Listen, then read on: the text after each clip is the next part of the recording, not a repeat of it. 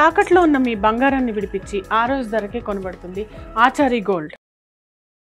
హైకోర్టులో ఒక కొత్త పిల్ వేశారు సార్. జగన్ ప్రభుత్వంలో ఏమేమి అక్రమాలు జరిగినాయి, లేకపోతే ఏమేమి స్కామ్స్ జరిగినాయో అటన్నిపైన ఒక విచారణ చేయాలని ఒక అన్నోన్ పర్సన్ వేరే రాష్ట్రం అంతా వచ్చి ఇక్కడ హైకోర్టులో పిల్లు వేశారు సార్. బేసిక్ గా పిల్లేసే వాళ్ళ హక్కుని నేను కాదన్ను. అయితే ఇతర రాష్ట్రాలు రావచ్చా రావడదు అనేది కోర్టు విశేషణ అధికారం. కొన్ని సందర్భాల్లో ఆంధ్రప్రదేశ్ లో కొన్ని కేసులు ఇతర రాష్ట్రాల్లో వేస్తే ఇతర నియోజకవర్గాలు వేసినా ఇతర సబ్జెక్ట్ సంబంధం మీకేం సంబంధం అని అడిగే సందర్భాలు ఉన్నాయి.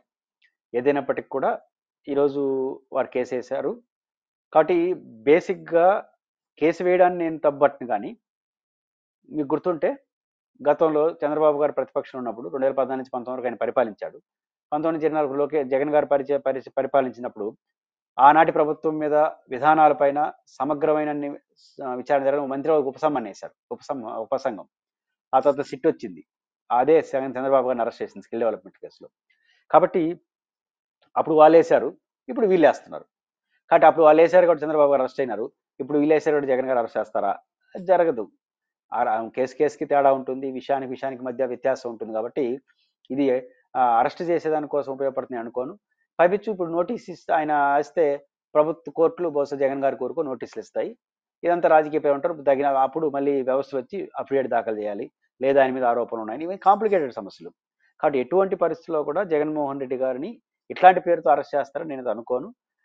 కాబట్టి ఈ ప్రచారాలని పెద్ద నమ్మాల్సిన అవసరం అయితే లేదు సార్. ఇక ఫైనల్ గా చూస్తే కనుక ఈ ఏదైతే టీడీపీ ఆరోపిస్తుందో అన్ని లిక్కర్ కేసుల్లో రోజుకి ఒకరు కొత్త వాళ్ళని అరెస్ట్ చేస్తున్నారు సార్.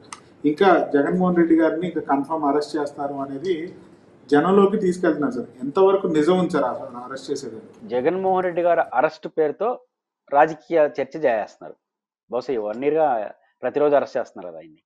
కాకపోతే ప్రతిరోజు అరెస్ట్ చేస్తున్నారు, ప్రతిరోజు బెయిల్ క్యాన్సిల్ చేస్తున్నారు టీవీలో కూర్చొని.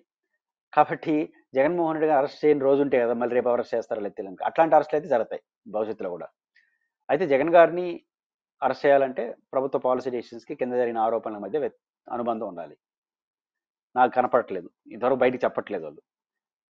2 జగన్మోహన్ రెడ్డి గారికి అప్పుడు ఆరోపణలు ఎదుర్కొంటున్న వాళ్ళు కానీ అప్పుడు లబ్ధి పొందారని చెప్పి మీరు ఎందుకు చెప్తున్నారు? వాళ్ళు నేరుగా ఏదైనా వాళ్ళకి బ్రైబ్ చేసి ఉండాలి. అది డైరెక్ట్గా లింక్ చేసే విధంగా వాళ్ళకి దొరకాలి ఆ వ్యక్తులు. అది ఇంతవరకు దొరుకుంటే గమ్మున ఉంటారా? దొరకలేదని ఇప్పుడు అర్థం అవుతుంది. ఈ 2 లేకుండా జగన్ గారిని అరెస్ట్ చేయడం సాధ్యం కాదు. ప్రభుత్వం రాజకీయంగా అరెస్ట్ చేయదలుచుకుంటే మనం చేయగలిగింది ఏం లేదు. దాని పర్యవసానాలు కూడా ఇబ్బంది పడతారు. అయితే జగన్ గారి సంగతి అది. జగన్ గారిని అరెస్ట్ చేస్తే కూడా ఏమవుతుంది? అరెస్ట్ అవుతారు, వస్తారు. రెండోది ఏమవుతుందంటే తెలుగుదేశం ఒక రాంగ్ ఎస్టిమేషన్లోకి వెళ్ళింది.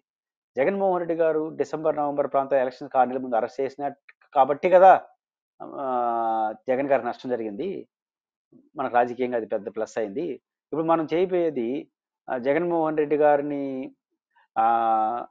అరెస్ట్ చేయకుండా అరెస్ట్ చేస్తారంటే ఎందుకు అరెస్ట్ చేస్తారు, ఏం చేస్తారని చర్చనీయాంశం అవుతూ ఉంటుంది. దానికోసం చేస్తున్నట్టుగా మనకు అర్థం అవుతుంది. కాబట్టి జగన్ అరెస్ట్ చేయడం అనేది అంత సులభం కాదు. జగన్మోహన్ రెడ్డి గారిని టెక్నికల్గా అయితే అరెస్ట్ చేయలేరు, రాజకీయంగా అరెస్ట్ చేయదలుచుకుంటే చేయొచ్చు. చేసిన తర్వాత ఈ చర్చ ముగిసిపోతుంది. అప్పుడు అరెస్ట్ కరెక్టా తప్ప ఆ చర్చ అయిపోతుంది. అప్పుడు లిక్కర్ కేసు ఏం ఆడిస్తారు?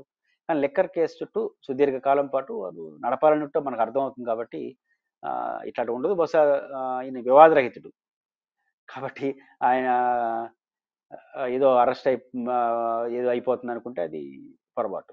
మీరు బంగారం తాకట్టు పెట్టి ఆ బంగారం డబ్బులు కట్టలేక ఇబ్బంది పడుతున్నారా? ఆచారి గోల్డ్ వాళ్ళు మీ బంగారం కొని మీ లోన్ తీర్చి మిగిలిన డబ్బులు మీకు ఇచ్చేస్తారు. ఇంకెందుకు ఆలస్యం? ఆచారి గోల్డ్ ఈ నెంబర్స్కి కాల్ చేయండి.